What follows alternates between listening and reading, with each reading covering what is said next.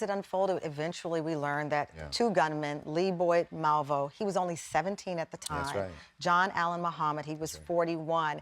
Now, fast forward to where we are. Why did you want to relive this and bring this case back to us? What did we miss? There is an incredible news peg on this story right now, and the news peg is that the Supreme Court is taking a look at this case. So, and by the time any case reaches the Supreme Court, as you know, there are big issues that have to be decided, right? And the Supreme Court doesn't take sort of layups, right? The Supreme Court takes on big questions that we as a nation need to face and grapple with. And what is the question with this case? The question is, what do you do with a young man who at the time, at 17 years old, commits a heinous crime, is involved in the shooting spree, right?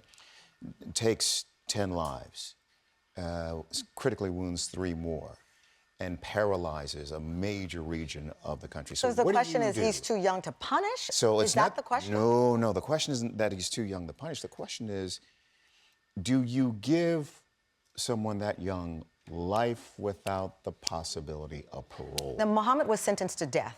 In 2009. In 2000, he was executed. That's right. And so now the question is, does Lee Boyd Malvo, who was 17, is the punishment appropriate? Is it appropriate? That's it. Yeah. And I would imagine some of the family members of the victims, and we both interview a lot of victims, would say absolutely it's appropriate. Yeah, sure. And that's the question, and that's what we're being asked to grapple with. Because the backstory is that Lee Boyd Malvo was manipulated. He's a kid. He's a kid.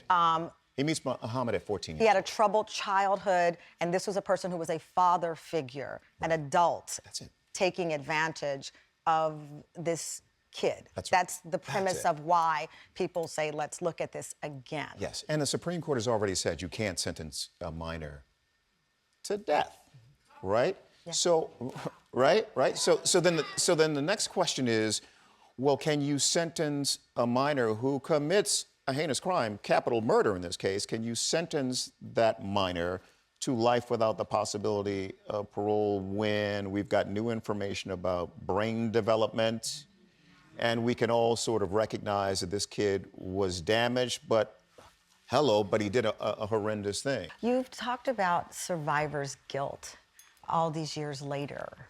What does that mean for you?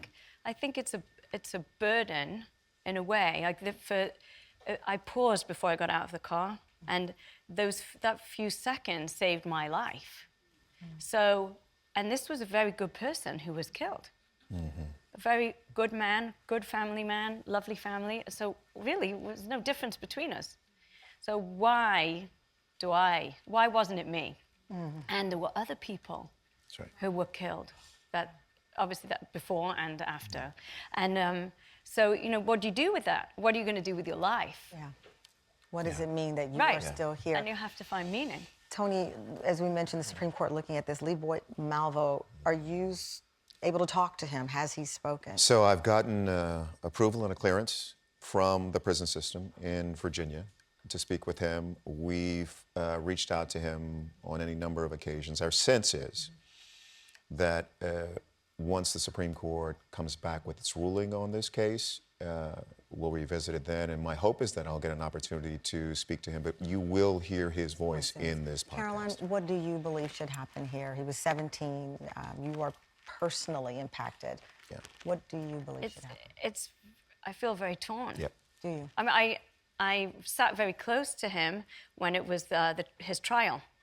And that was extremely shocking because here's this good-looking young man. A kid is what you said you saw there. And when he was, despite what he'd done, you saw a kid. Yes. And you just think, how could he do this? You can't sort of gel the two together. And it was horrific what he did. So, but he was very young. So I feel that there needs to be some sort of psychiatric analysis. And I think it's really hard, and I don't know if there's a good answer. What's the appropriate punishment for that? Well, that is a part of why you've brought this podcast back to us. It is tremendous. 15 episodes, and the team has done an amazing job on this.